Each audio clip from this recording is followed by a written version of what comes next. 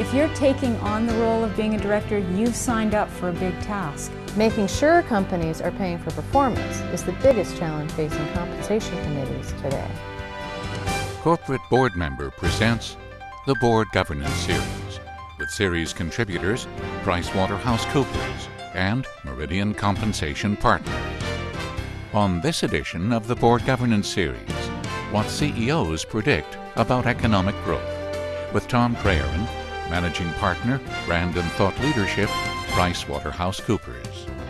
Thank you for joining us on this edition of the Board Governance Series. I'm Laura Finn, web editor of boardmember.com, and today I'm speaking with Tom Craren, partner at PricewaterhouseCoopers.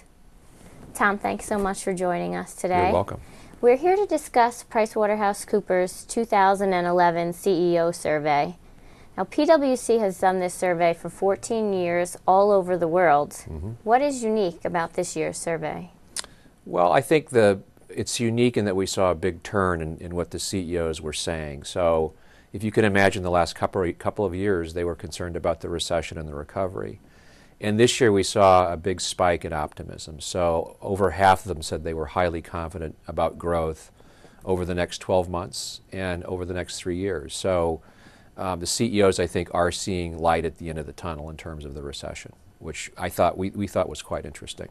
Tom, is the CEO's optimism consistent all over the world? Well, there was one not surprising exception. So in Europe, in Asia, and in the U.S., yes, optimism was quite high. In Western Europe, it was not. There was pockets of confidence in Germany, for example, but clearly there's a concern about Ireland, about Greece, about Spain. So that showed through. Western Europe is not quite as optimistic as the rest of the world. And the title of the survey is Growth Reimagined. Why did you choose that title? Well, I think they're optimistic for different reasons. And so what we're seeing is the globalization trend really taking hold. They're optimistic about growth in the emerging world. They see growth in China and India and Brazil. And that's what we believe is causing them to be confident. They're still focused in their domestic markets, but I think all of them see just really this opportunity in different places around the world. And if you think about where the world is going, you have a huge middle class emerging from 90% of the population of the world.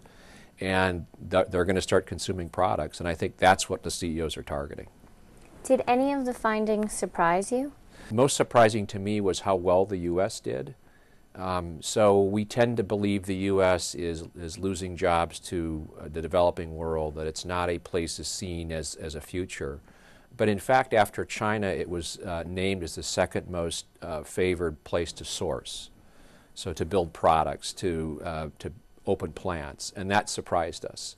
And part of it's the size of the U.S. market that appeals to people. But part of it is they see the U.S. as a safe place to invest. They see it as sort of the center of innovation. And so the low-cost outsourcing is going to India and China, but the smarter sourcing, where they want innovation, new products developed, are coming here. So there's actually, I think, a bit of optimism in the air. So does that mean that CEOs are feeling good about an economic recovery in the States? We believe they are. Most of them said they're going to hire. That was different from what we saw the last 2 years.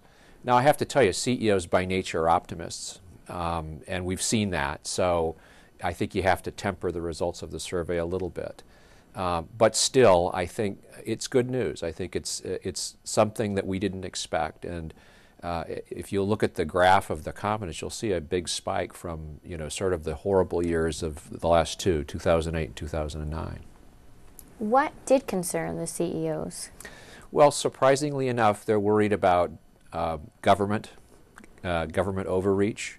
They're worried about fiscal deficits. That's a big surprise, or probably not a big surprise. I think the big thing for the U.S. is I would say the government-business relationship is the worst in the U.S. of anywhere in the world. So imagine a place like China where government actively supports business. And in the U.S. we've had this adversarial relationship. The administration is now trying to change that, but I think what people are figuring out is that it's not helpful to our companies for their competitiveness if the government's not supporting them. And so I think there's a lot of talk in the survey about, gee, we need to work better with the government. We need to get on the same page to promote business. Punish the bad guys when something goes wrong, but let's work together where it's in our mutual benefit. And if you think about the job creation agenda, companies won't hire people unless there's a level of certainty about government regulation and about how the government's going to work with the business sector. You know, that makes a good point. Is there anything else in the survey that executives and directors can learn? Well, there's a very important point for directors. So in the emerging world, there is confidence alongside a concern for risk. So if a company's doing business in a place like India or Brazil, they see the opportunity for growth, but they really don't understand the business climate as well as they do in the U.S.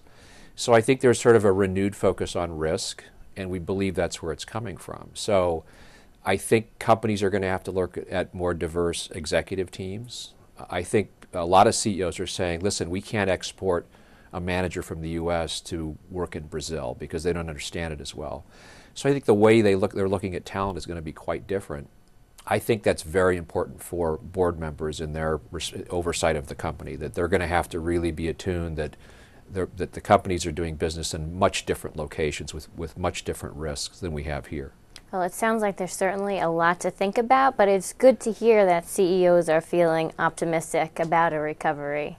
Yeah, and I think the other thing that we saw that was good and a signal that they're focused on growth instead of survival is that business issues have risen to the top of their agenda again. So their innovation is way up there in terms of companies seeing the need to develop new products. That was a huge increase this year, and I think they're looking at new products in the emerging world. And the focus on talent and having the best workforce rose back up to the top. So we're seeing some of the fears over the economy receding a little bit, and some of the things on doing business, moving to the top of the list. So I think that will change the director's agenda as well. Well, that's great. Thank you so much for joining us, Tom. And we'll put information up so that you can visit the PwC website to see the full results of the 2011 CEO survey. Thanks again for joining us, Tom. Thank you. And thank you for watching. Tom Craren can be reached at tom.craren@us.pwc.com. The Board Governance Series is a presentation of corporate board member at NYSE Euronext Company.